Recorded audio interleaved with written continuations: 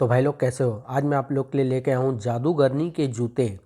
चलिए कहानी स्टार्ट करते हैं। बहुत दिनों की बात है। पहाड़ों के नीचे जंगल के पास एक बूढ़ा व्यक्ति गंगाराम अपनी पत्नी सुमित्रा और दो छोटे बच्चों के साथ रहता था। वह बहुत गरीब था। अक्सर उसका परिवार भूखा रह जाता। माँ, मुझे भूख लगी है। चुप कर, इसे क्यों डांटता है बेटा? कल से इसने कुछ नहीं खाया है। इस तरह कब तक चलेगा? चंपा की माँ, मैं कुछ न कुछ बंदोबस्त करके लाता हूँ। गंगाराम दिन भर जंगल में भटका और उसने कुछ सूखी लकड़ियाँ इकट्ठा की। इन्हें पास के गांव में बेचकर कुछ खाने को लाऊंगा। गांव में कुछ सूखी रोटियों के बदले में उसने वह लकड़ी का गट्ठा बेच दिया। ले पकड़, इससे ज़्यादा मैं कुछ नहीं दे सकती। आपकी बड़ी मेहरबानी, इतना ही बहुत है। दिन भर का भूखा प्यासा गंगाराम दिन छिपे अपनी झोपड़ी पर पहुंचा। लो बच्चों, मैं रोटी ले आया हूँ, जी भर कर खाओ। रोटी? माँ, ये रोटी बहुत सख्त है, पानी में भिगो कर खा ले बेटी।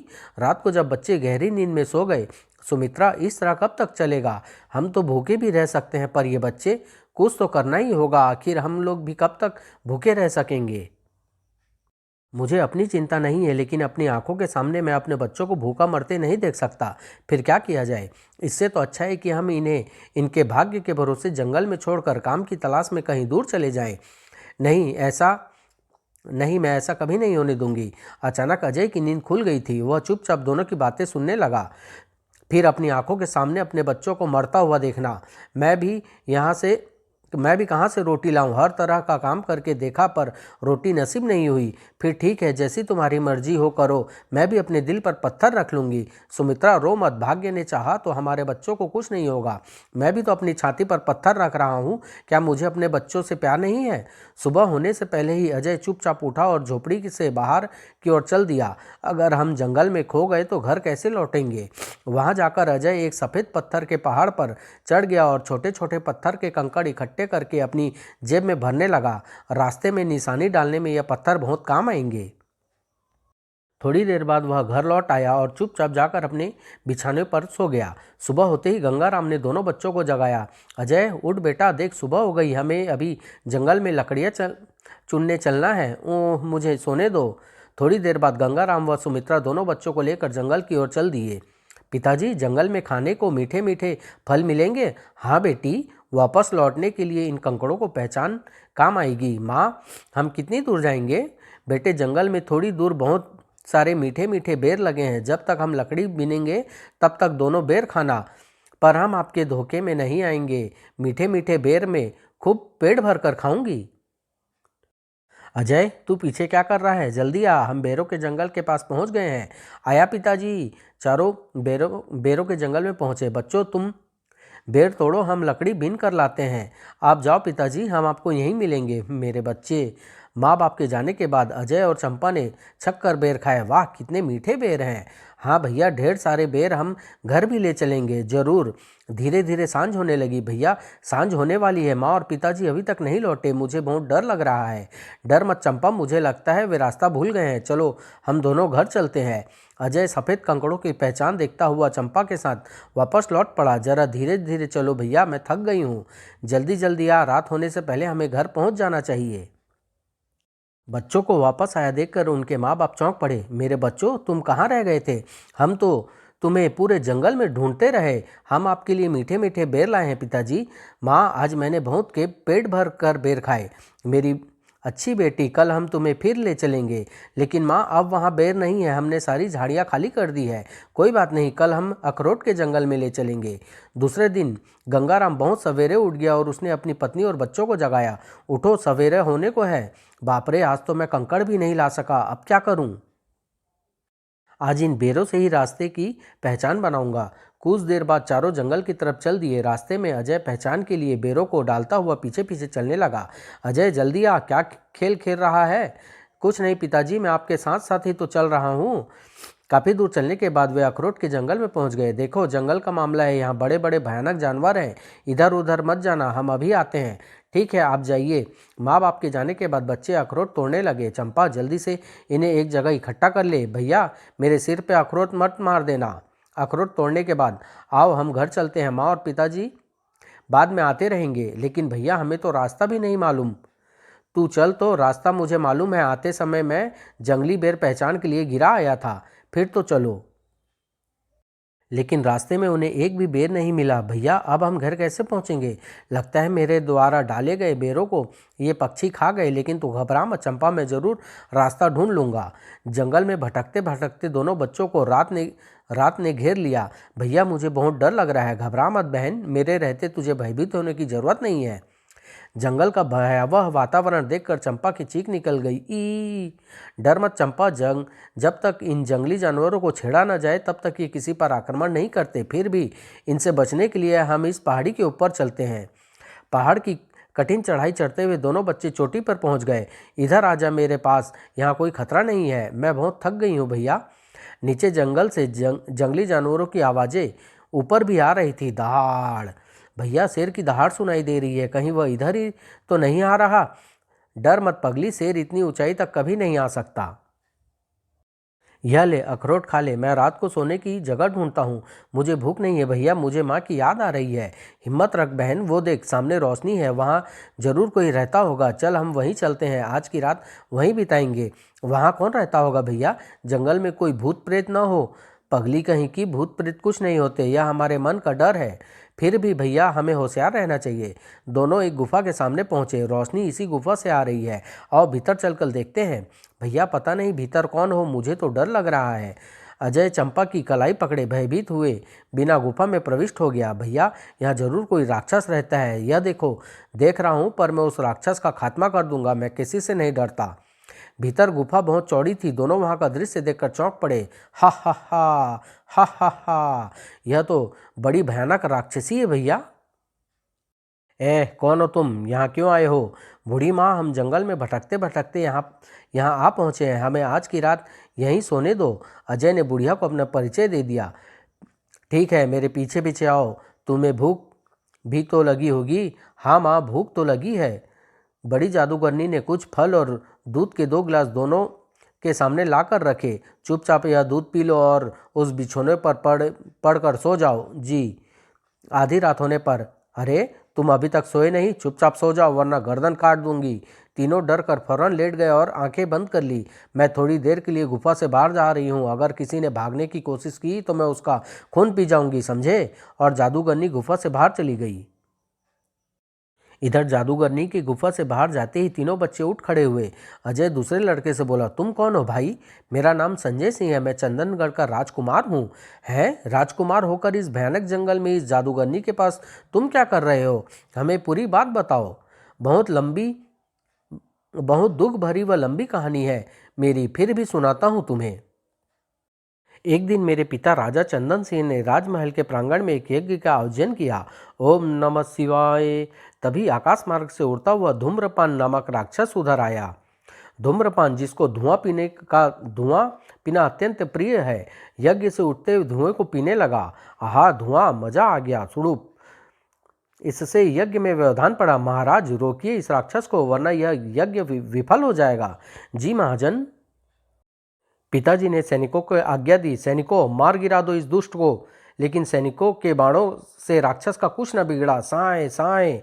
यह देख पिताजी ने खुद धनुष उठाया और निशाना साध कर बाण छोड़ दिया। साए, बाण जाकर धूम्रपान के पैर में लगा। वह दर्द से चिंगाड़ उठा। आह! उसकी चिंगाड़ से हुई कंपन से पूरा पंडाल नीचे गिर गया। हजारों लोग उसके नीचे दब गए। हाय मरा, बचो, आह बचाओ, भागो! धूम्रपान नीचे उतर आया। उसने हाथ बढ़ाकर कुछ लोगों को अपने पंजों में जकड़ लिया। आह बचाओ, जिसमें मेरी बहन भी थी। पिताजी, मुझे बचाइए। फिर वह आकाश में उड़ गया। बचाओ बचाओ, माँ, भैया, पिताजी। पिताजी एवं सैनिक उसके पीछे गए भी, लेकिन उन्हें खाली हाथ लौटना पड़ा। इस घटना के बाद माँ एवं पिताजी बहुत उदास रहने लगे। रानी, हमारी आंखों के सामने हमारी पुत्री को एक राक्षस उठाकर ले गया और हम कुछ न कर सके। महाराज, आप दुखी क्यों होते हैं? ये तो विधि का विधान था। मुझसे यह सब देखा न गया। मैं किसी को बिना बताए शाही वस्त्रों को उतारकर साधारण वस्त्र धारण करके चुपचाप अपनी बहन को ढूंढने निकल पड़ा। दिन रात चलता मैं एक भयानक जंगल में पहुंचा। उस सघन वन में मैंने एक आश्चर्य देखा। एक महात्मा जी दोनों हाथों के बल पर एक तलवार पर खड़े थे। मेरे पास जाने पर महात्मा जी बोले, आओ पुत्र, इस वियावन जंगल में क्यों घूम रहे हो। मैंने उन्हें अपने घर से निकलने का कारण बताया। मुनिवर, मैं धूम्रपान राक्षस को खोजने निकला हूँ। पुत्र, तुमने बड़ा साहस किया, वह तो अजय राक्षस है। मुनिवर, आप केवल मुझे उसका पता बता दे। पुत्र, उसका पता तो मुझे भी नहीं मालूम। हाँ, मेरा बड़ा भाई पूर्व में इस जंगल के बाहर अक्षी नदी के तट पर तपस्या कर रहा है, वह तुम्हें उस राक्षस का पता बता सकता है। फिर मैं महात्मा जी से विदा लेकर पूर्व दिशा की ओर चल पड़ा। जंगल से बाहर निकलकर मुझे नदी दिखाई दी। आगे चलकर मैंने एक और आश्चर्य देखा। एक महात्मा जी दोनों हाथों के बल पर दो भालों पर खड़े थे। मैंने आगे बढ़कर महात्मा जी को प्रणाम किया। प्रणाम मुनिवर, आयुष्मान भव बच्चा। उन्हें अपने आने का कारण बताया तो वे बोले, बेटा, धूम्रपान का पता तो तुम्हें हमारा बड़ा भाई ही बता सकता है। वे कहाँ मिलेंगे महात्मन। बेटा, सामने जो पर्वत नजर आ रहा है वो इसके शिखर पर तपस्या कर रहे हैं। अच्छा मुनिवर, मुझे आशीर्वाद दीजिए, मैं चलता हूँ। फिर मैं वहां से चल दिया और पहाड़ पर चढ़ने लगा। पहाड़ पर चढ़ने के लिए मुझे कई मुसीबतों का सामना करना पड़ा। फिर भी मैं पर्वत शिखर पर पहुंच ही गया। वहां मैंने तीसरे महात्मा जी को देखा। वह दो घूमते हुए चक्रों पर हाथ टिकाए खड़े थे। मैंने महात्मा जी को प्रणाम किया। पूज्यवर प्रणाम, चिरंजीवी रहो पुत्र। वे बोले, यहाँ कैसे घूम रहे हो पुत्र। महात्मन, मेरी बहन को धूम्रपान, और मैंने उन्हें अपनी कहानी सुना दी। कुछ क्षण बाद महात्मा जी बोले, पुत्र, तुम निसंदेह साहसी हो, किंतु धूम्रपान केवल चंडिका की तलवार से ही मारा जा सकता है। चंडिका की तलवार, यह कहाँ मिलेगी महात्मन। चंडिका उसी की मौसी का नाम है। वह उस सामने वाले पहाड़ पर एक गुफा में रहती है। उसके पास दो भेड़िए के जूते भी है। वह जूते तुम्हें धूम्रपान तक पहुंचाने में मदद करेंगे। फिर मैं महात्मा जी से विदा लेकर यहाँ पहुंचा। अरे, लगता है चंडिका कहीं बाहर जा रही है। चंडिका ने हाथ हवा में उठाए और मंत्र पढ़ने लगी। रंग बिरंगी आकाश की लहरें, आओ मेरे प्यारे भेड़ियों। देखते ही देखते दो भेड़िए आकाश से उतर आए और जूते में परिवर्तित हो गए। जूते पहनते ही चंडिका का आकार बढ़ने लगा। फिर वह आकाश मार्ग से कहीं उड़ गई। उसके जाने के बाद मैं गुफा में प्रविष्ट हो गया। अरे बाप रे, यह तो आदमखोर है। यहाँ उसका इंतजार करते करते मुझे नींद आ गई। मेरी नींद खुली जादूगरनी की कर्कश आवाज से। वाह, शिकार खुद आ गया आज गुफा में, हा हा हा। तभी तुम लोग भी आ गए यहाँ पर चंडिका का भोजन बनने। ओह, और वह तलवार कहाँ है। वह खंबे पर लटकी हुई है।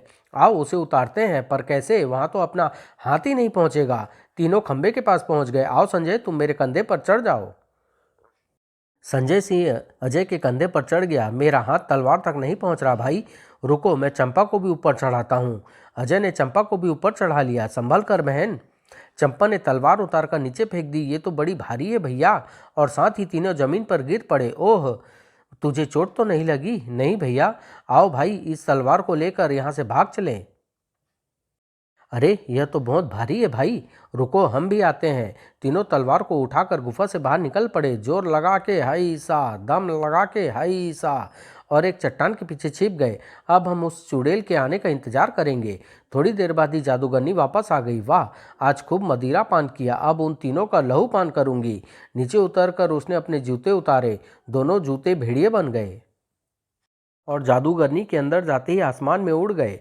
तभी तीनों बच्चे भी बाहर निकल आए। आओ भाई, जल्दी मंत्र पढ़ो, हमें अंदर न जाओ न पाकर वह जादूगरनी बाहर आती होगी। हाँ भाई, रंग बिरंगी आकाश की लहरों, आओ मेरे प्यारे भेड़ियों। एक बार फिर दोनों भेड़िया नीचे आ गए। वाह, मजा आ गया भैया। अजय ने जल्दी से भेड़िया के जूते पहने और उसका शरीर भी जादूगरनी की तरह विशाल हो गया। हा हा हा, आओ लाओ मेरी तलवार। भैया इतने बड़े। उसने तलवार उठाई और गुफा पर दे मारी। धड़ाम, धमाके के साथ ही गुफा ध्वस्त हो गया। अजय ने दोनों को अपने कंधे पर बैठा लिया। जादूगरनी तो अंदर ही मर गई होगी। संजय, आओ अब धूम्रपान के पास चले। हाँ चलो भाई। और मेरे प्यारे भेड़ियों, मुझे धूम्रपान राक्षस के पास ले चलो। सुबह होते ही अजय दोनों के साथ जंगल के बीच बने एक महल के सामने उतरा। अजय ने धूम्रपान को ललकारा। धूम्रपान कहाँ है, बाहर आ, तुझे तेरी मौत पुकार रही है। अजय की आवाज़ सुनकर धूम्रपान भागता हुआ बाहर आया। कौन गुस्ताख पुकार रहा है हमें, किसकी मौत आई है तेरी। धूम्रपान ने भी दैत्य रूप धारण कर लिया। उसने हाथ बढ़ाया और उसके हाथ में एक गदा आ गया। धूम्रपान ने अजय पर कई वार किए, लो संभाल मेरा वार, लेकिन अजय उसके वार बचाता रहा। फिर मौका पाते ही उसने चंडिका की तलवार के एक ही वार में धूम्रपान का सिर धड़ से अलग कर दिया। खचाक, आह। धूम्रपान के मरते ही उसका महल गायब हो गया और सारे बंदी नजर आने लगे। संजय भागकर अपनी बहन से मिला। भैया, दीदी। फिर सब अजय के कंधों पर बैठकर चंदनगढ़ के लिए उड़ चले। कुछ ही देर में चंदनगढ़ के राजमहल के प्रांगण में उतरे। अजय ने सबको नीचे उतार दिया, फिर जूते उतारकर भेड़ियों को विदा कर दिया। तभी राजमहल से राजा रानी, राजकुमार संजय एवं राजकुमार के आने की खबर सुनकर बाहर आए। बेटी, माँ, पिताजी, तुम आ गए मेरे लाल। पिताजी, यह सब अजय और चंपा की मदद से संभव हुआ है। फिर राजा ने अजय को बहुत सारा धन देकर विदा किया। फिर आना मित्र अवश्य। फिर अजय और चंपा को कभी भूखा नहीं सोना पड़ा। वे अपने माँ बाप के साथ खुशी के दिन बिताने लगे। माँ, बेर लेने जंगल चले। हट शैतान। समाप्त।